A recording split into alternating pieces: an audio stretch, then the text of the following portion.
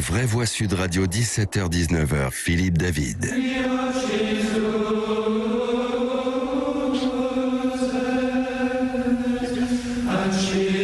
Les personnes homosexuelles ont le droit à une famille. Ce que nous devons faire est une loi de cohabitation civile. Cette déclaration du pape François défendant l'accès à un statut légal d'union civile pour les couples homosexuels fait sensation. De facto, le chef de l'Église catholique romaine n'avait jamais été aussi explicite à ce sujet, même s'il l'avait régulièrement sous-entendu depuis son élection en 2013, et en disant qu'il n'était pas contre ce type de mesures. Alors, est-ce que vous êtes pour l'union civile des homosexuels comme le pape? Eh bien, vous dites non à 53% sur Twitter, et c'est l'heure du duel. C'est l'heure du duel.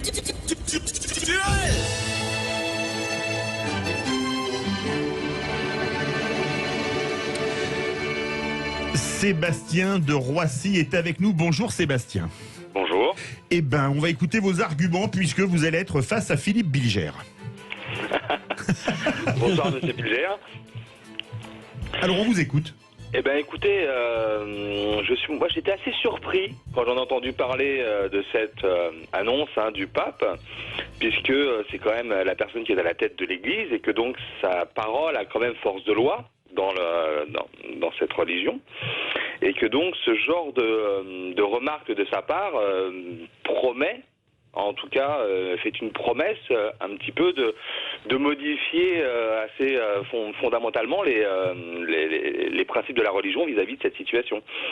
Et donc c'est vrai que c'est important de suivre et de voir comment les choses vont évoluer par la suite. Pour vous, ça veut dire que l'Église catholique évolue dans ce domaine, c'est bien ça? Bah écoutez, c'est l'impression qu'il donne, en fait, en tout cas de vouloir évoluer dans cette direction. En tout cas, la volonté du pape en lui-même. Est-ce que le reste du clergé va suivre? Restez avec nous Sébastien, le pape des vraies voix, Valas Philippe Bilger va vous répondre. Mais mon cher Sébastien, je ne suis pas très éloigné de vous. Simplement, d'abord, je ne suis pas étonné par cette avancée du pape, puisque longtemps, comme le disait Philippe tout à l'heure, il a manifesté de la mansuétude, de la compréhension pour les homosexuels. Et la proposition qu'il fait, va dans ce sens-là. Ce que je me permets de discuter peut-être par rapport à votre point de vue, c'est le fait que, est-ce que c'est véritablement le rôle du pape, qui est porteur d'un universel, de s'engager dans une voie même noblement politique? Vous voyez, c'est la seule interrogation que je formule, mais ça n'est pas la première fois que ce pape s'engage dans des voies qui me semblent assez atypiques pour un pape. Ses positions sur l'immigration ou celles qu'il vient d'avouer, au fond, est-ce que c'est le rôle d'un pape? Sébastien, rapidement, on fait réagir les vraies voix. Le rôle d'un pape, sûrement, il est quand même chef de l'État du Vatican, en plus d'être chef de l'Église, donc c'est un petit peu son rôle finalement, s'il souhaite véritablement faire des changements au sein du catholicisme. Véronique Langlais, vous êtes plutôt Sébastien ou plutôt Philippe Bilger? Plutôt Sébastien, oui. Pour vous dire la vérité. Alors moi j'ai eu une éducation extrêmement religieuse puisque j'étais chez les sœurs et je suis sortie complètement de ça parce que je trouvais justement que nous étions dans une église trop rigoriste qui était contre l'avortement. Moi je suis pas favorable non plus, mais bon il y a des raisons parfois qui peuvent mener à ça. Contre le préservatif, la contraception. Mais oui, mais il y a un moment où il faut évoluer. Et là, je trouve quand même qu'il y a une voie vers la raison. Après, je reste un petit peu en retrait par rapport à une famille. D'accord. Oui, pour créer une famille. Abdoulaye Kanté, vous êtes d'accord avec le pape François? Je pense qu'il fait preuve de modernisme. Je pense qu'effectivement, la religion, justement, évolue et la société évolue. Donc, effectivement, je pense qu'il a raison de prendre position par rapport à ses prédécesseurs qui, la question était très, très difficile, même tabou. Limite, c'était quelque chose circulaire. Il n'y a rien à voir. Qu'on ne me parlez pas de tout ce qui est cause LGBT. On ne veut rien savoir. C'est comme ça. Ça s'appelle. Le déni. Et à un moment donné, comme il fait office de conscience spirituelle pour des milliards de chrétiens, de catholiques, je pense qu'effectivement, certains vont trouver que non, ça casse un peu l'image qu'ils ont de la religion.